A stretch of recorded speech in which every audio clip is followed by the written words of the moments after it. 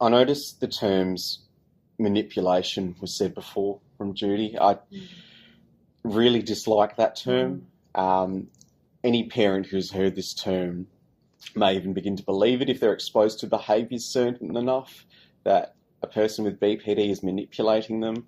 The thing I'll say about that is that a person with BP doesn't necessarily know what they're doing. There's no pre-planning involved. It's not like I sit in my room for hours and go, I'm really going to upset my mum today. It's impulsive. A lot of BPD behaviours are out of impulsivity, and it can be hard to remember that at a time when an event or some sort of issue's going on. The one thing that I would say to parents is try to remember what you're dealing with and that it's not the person themselves. They're not deliberately trying to hurt you or antagonise you. People with BPD struggle to cope with their own emotions. If you could think of an amplifier with emotions and turn that up to 100 on a daily basis, and the stress and tiredness of feeling certain ways over and over again, it gets very exhausting.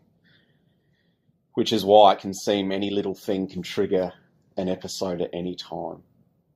There will be instances where you won't be able to do anything and you've tried your best and you run the risk of burning out and getting frustrated yourselves.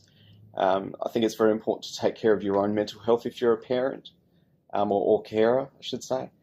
It's a very big roller coaster, and it takes a very long time to try and figure out ways that work, trying to identify triggers. That's a big thing.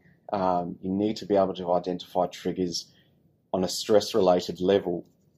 And what I mean by that is, if you know that if a person with BPD can figure out why they're feeling a certain way, that's a very big step. If they can accept that they do have a disorder and that it can be managed appropriately, that can really help.